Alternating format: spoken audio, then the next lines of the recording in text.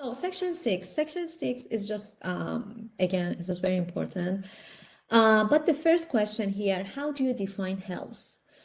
So basically, if I would ask you this question, everybody, I mean, majority of people, let's say, they would actually consider only physical health. They would say that, yeah, if you would be, for example, physically healthy, if you wouldn't have like cancer or heart attack, you are healthy. Yet, we have to consider that no, health is about social, physical, and mental well being. So, whenever we are talking about being healthy, we have to consider a person who is mentally healthy and socially healthy, like having some boundaries, being able to communicate with people, and just function normally in the society as well. I mean, physical health is important, but mental and social health is important too. I do have two questions here for you. After finishing this chapter, I want you to just go back and try to answer them because they are so important. Um, but for now, we're going to talk about infant mortality rates. The mortality rates is just different from country to country. Even in the US, we do have high level of mortality because of SGA, which was a small gestation age. We had this in prenatal development, and again, we had this in the next chapter, early capacity in infancy. Make sure you know what is SGA because it is important. Actually, because of low birth weight, we have higher level of infant mortality in the US. Because of SIDS, again, we have higher level of mortality these days in the US. What was SIDS? It was sudden infant disorder, which can actually cause death in infants and newborn. It also had several reasons. You have to go back and read about this because previously we talked about that. So, but the highest rates of mortality is just related to countries in Southeast Asia and also Africa. Most of the time because lack of nutrition and healthcare access, which is so sad because I would say that, I mean, I guess everybody would say that children here, they are just innocent.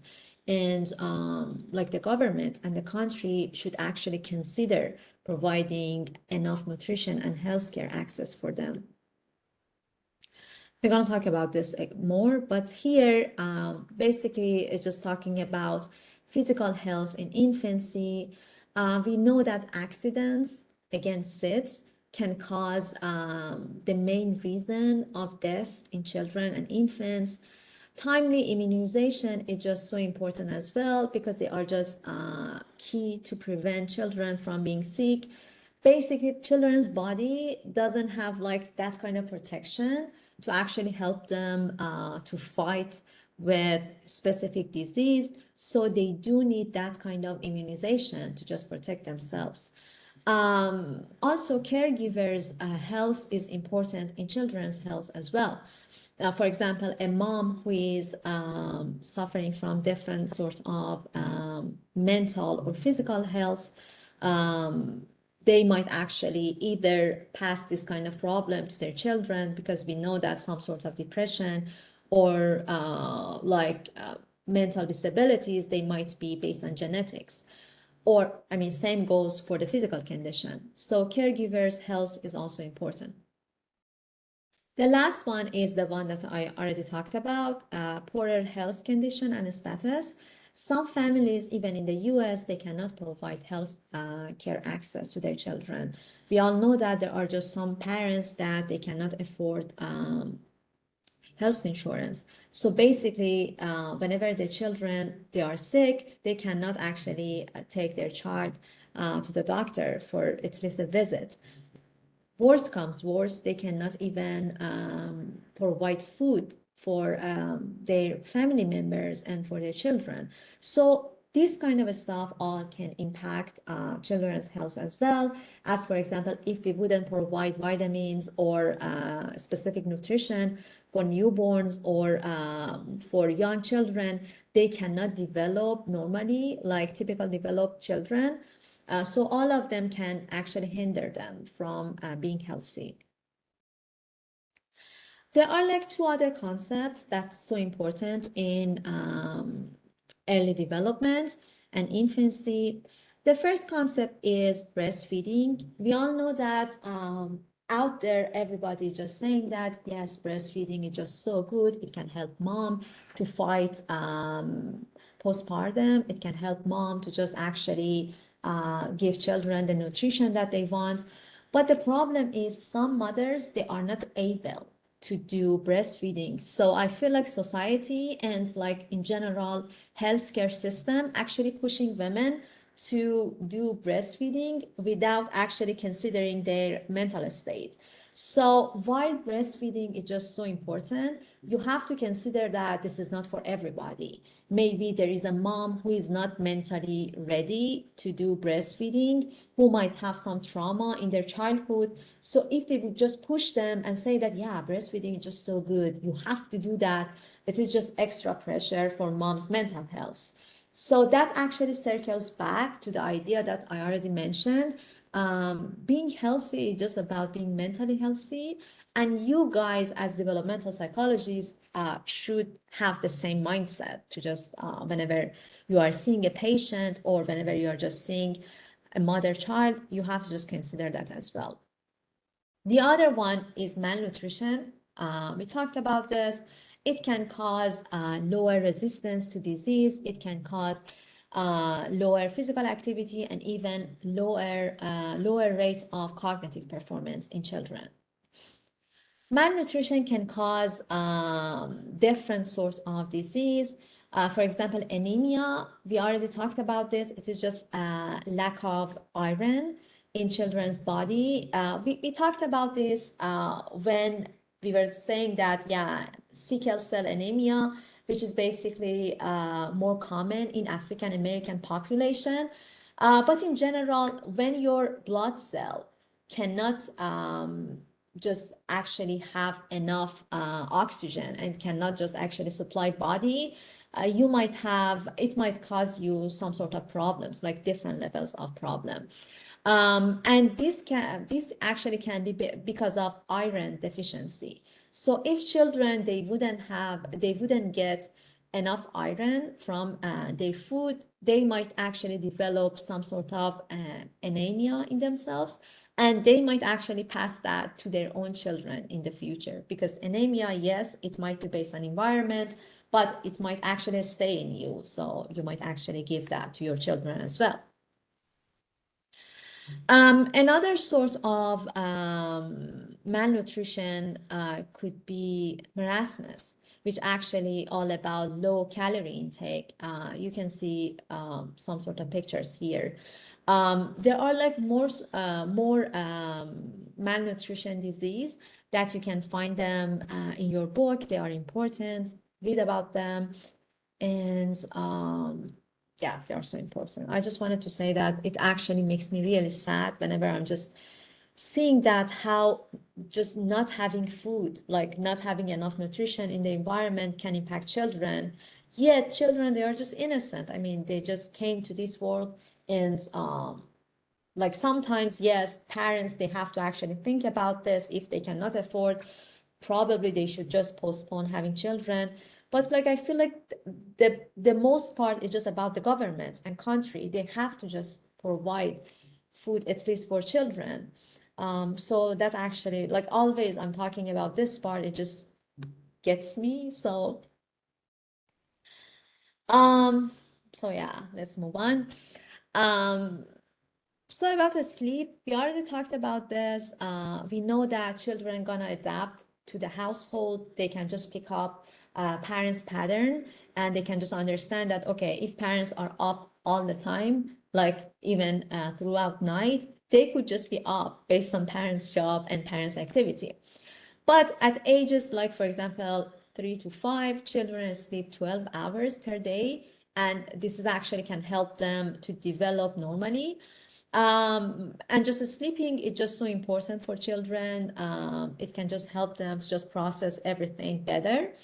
But there are going to be some cultural standards here. As for example, there might be in some culture, we're going to have some sort of bedtime routines, which is so important for children's development. So healthcare issues. So immunization is just so important for children. Parents should actually follow the chart for like different vaccines because like children's body is not that much strong.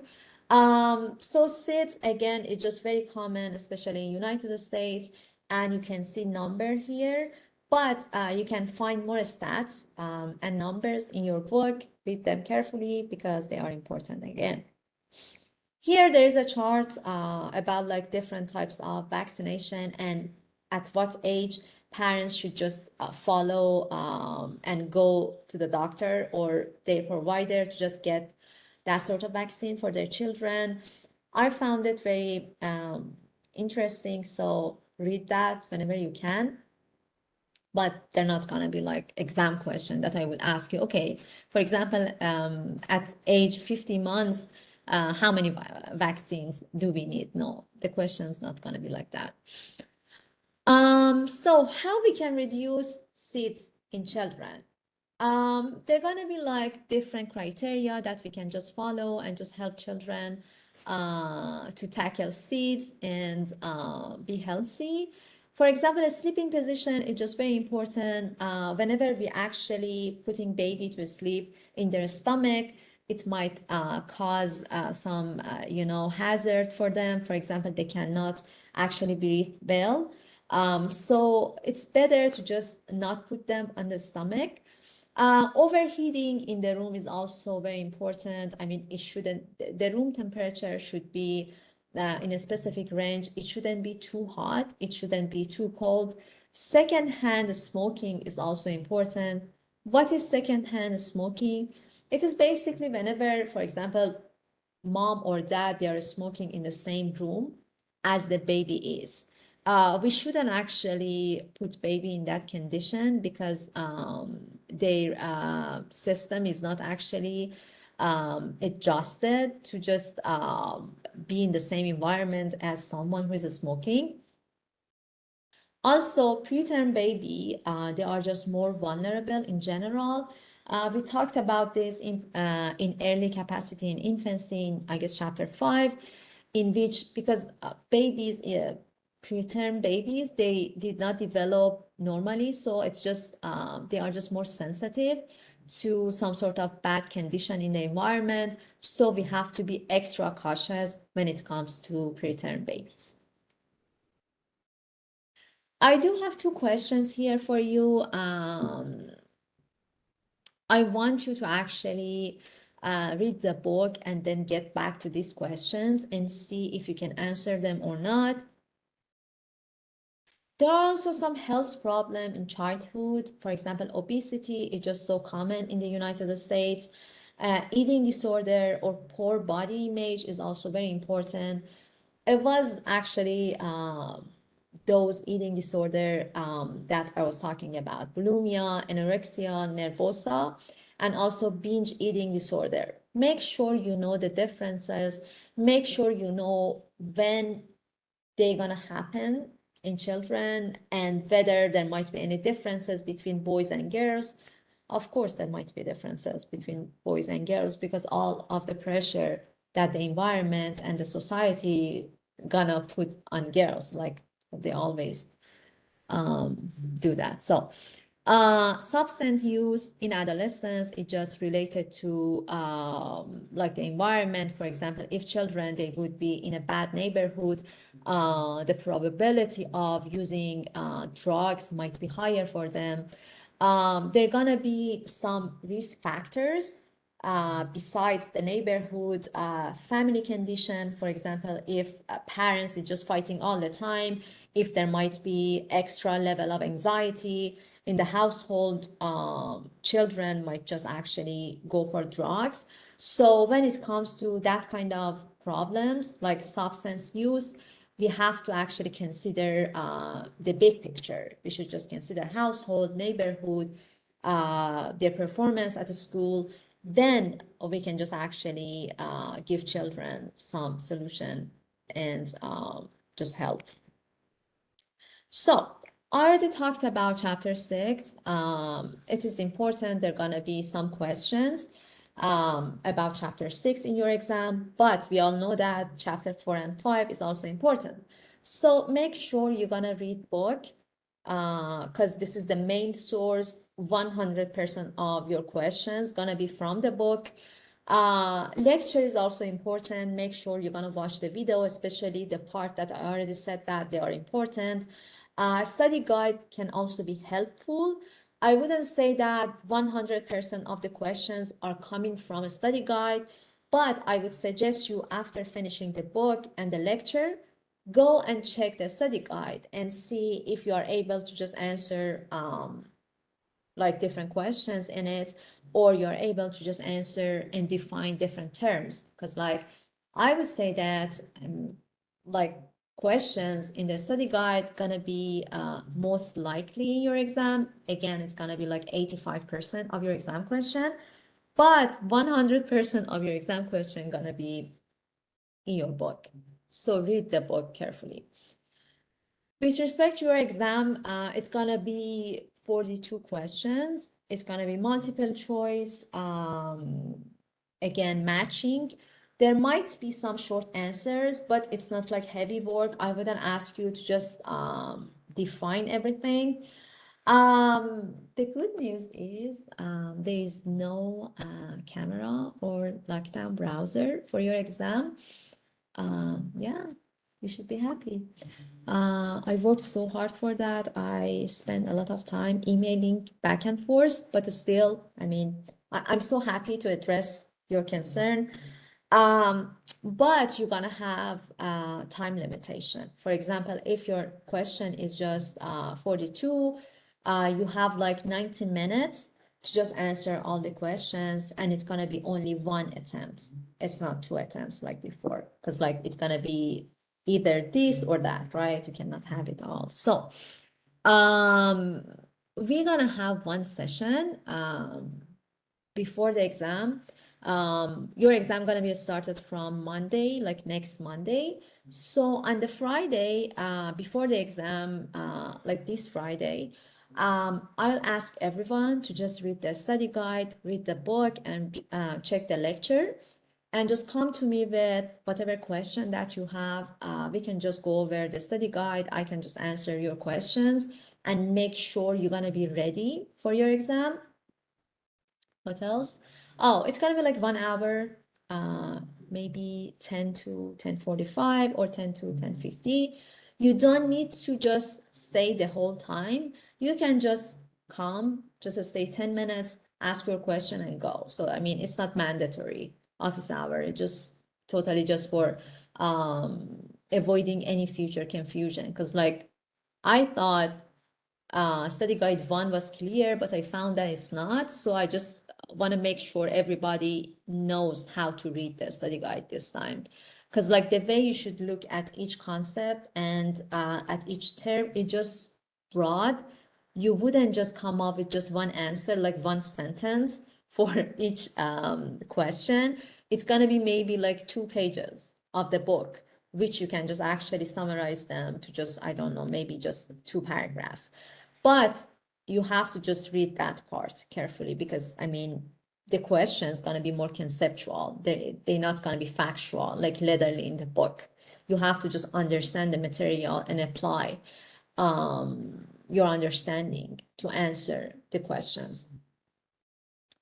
So far, I feel like I answered every questions. But if you have any other questions, just email me. We're also gonna meet on Friday. So I'm really hoping this time everybody would do great in test 2. That's literally what I want, honestly. I mean, I want everyone to just end up with a great grade and just be happy at the end. So we'll see. Let me know if you have any questions, and thank you so much for listening to me.